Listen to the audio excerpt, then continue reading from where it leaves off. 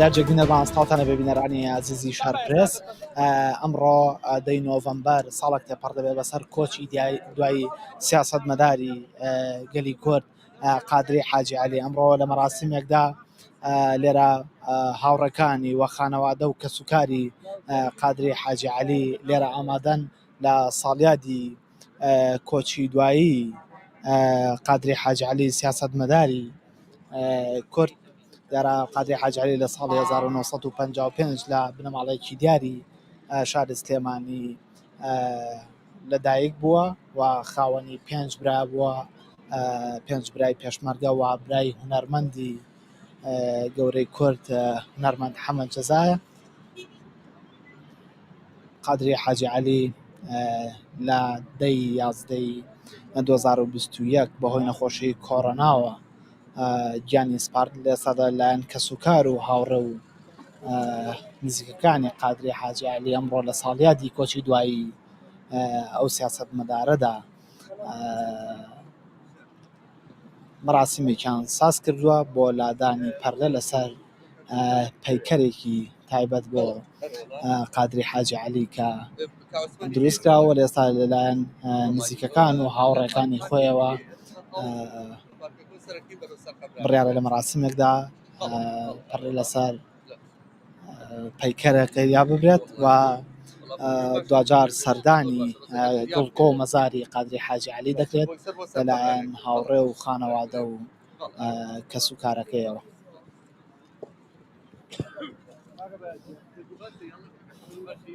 بەڵام ڕێزان ئەمەی دەیبینن ڕاستە و خۆ دیمەنەکان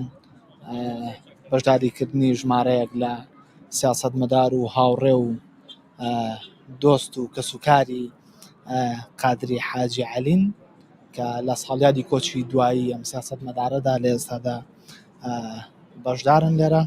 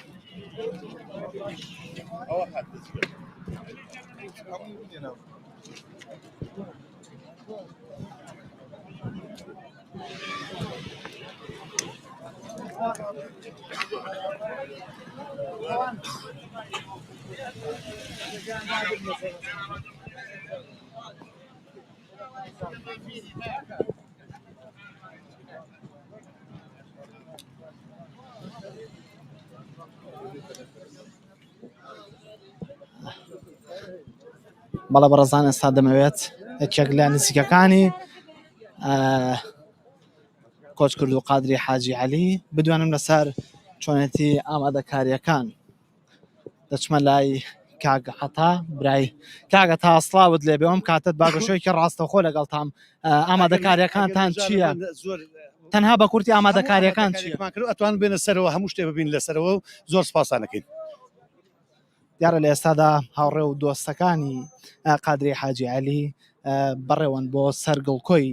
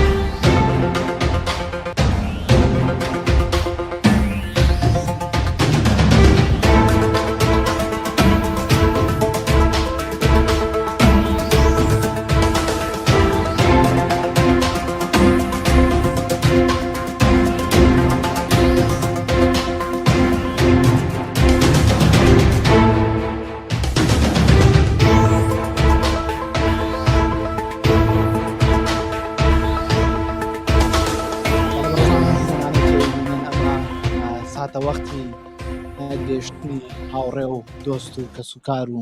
نزیکەکانی سیاسەتمەدار قادری حاجی عەلیە بۆ سەر گوڵکۆ و مەزاری قادری حاجی عەلی لە گۆڕستانی ئابڵاق لە شاری سلێمانی.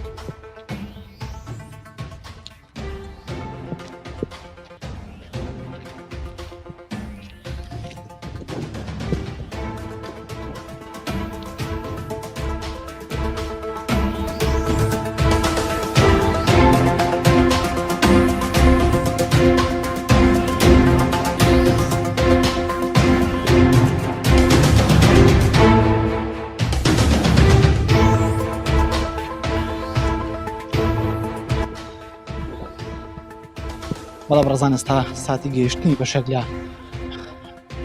دۆست و هاوڕێیان و نزیکەکانی قادری حاجی عەلیە بۆ سەر مەزاری کۆچکرد و قادری حاجی عەلی کە ژمارێکی زۆر لە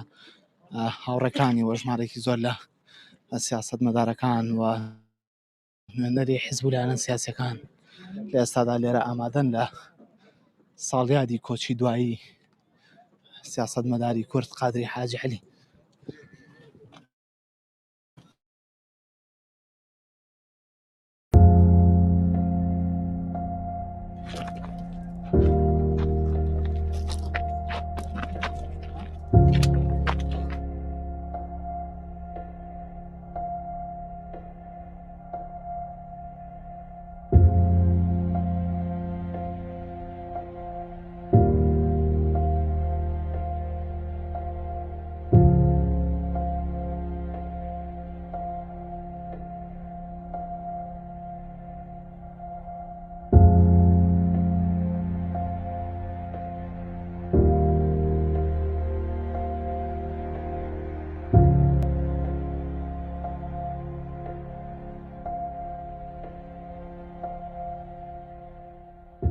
کاتەدا کە ئومێدێک بۆ چاکسازی بەدی ناکرێت و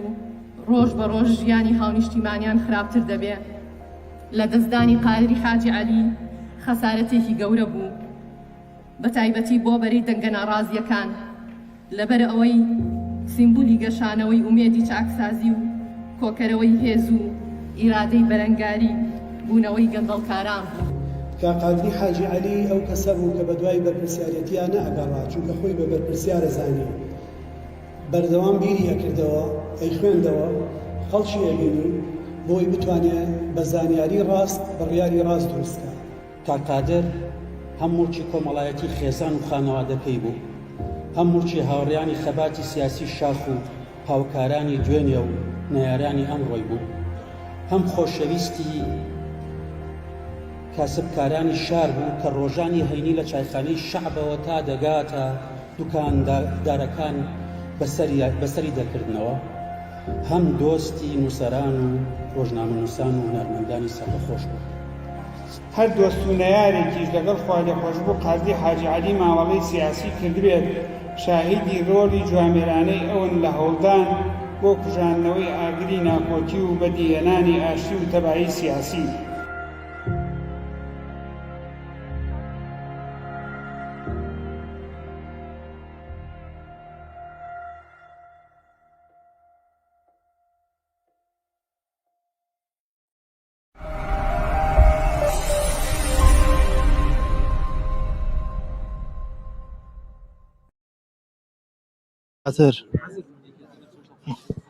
لەرجێک بینەربان سڵاتان لەبێ بینەرانی شارپرس لێرە ئێمە ئێستا لە گۆڕستانی ئابلاغی شاری سلێمانین لێرە مەراسیمی ساڵی یادی کۆچی دوایی سیاسەتمەداری گەورەی کورد قادری حاجی عەلی لێرە ژمارەیەکی زۆر لە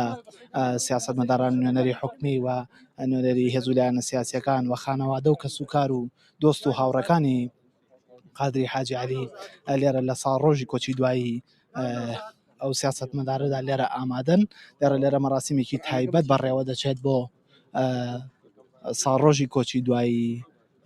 سیاسەتمەدار قادری حاجی عەلی کە لە ساڵی 1955 ئەم سیاسەتمەدارە لە بنەماڵەیەکی دیاری شاری سلێمانی لەدایک دەبێت و خاوەنی 5 برای پێشمەرگەیە برای هونەرمەند حەمەجەزایە کە لە ساڵی 1955 لەدایک دەبێت و ساڵی پار لە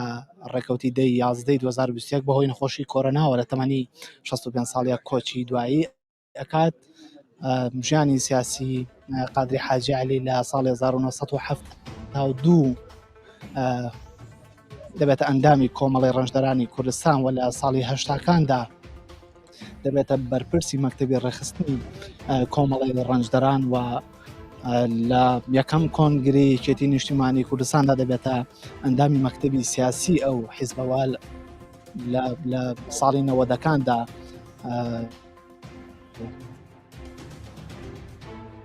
وەک ئەندام دەبێەوە لە دووەم کۆنگری یەکێتی نیشتیمانی کوردستان لە ساڵی 2000 لە ساڵی 2009 دا لەگەڵ نەوشیروان مستەفا ڕێخەری پێشووتری بزوتنەوەی گۆڕان لەگەڵ بەشێک لە هاوڕێکانی بزوتنەوەی گۆڕان دروست دەکەن و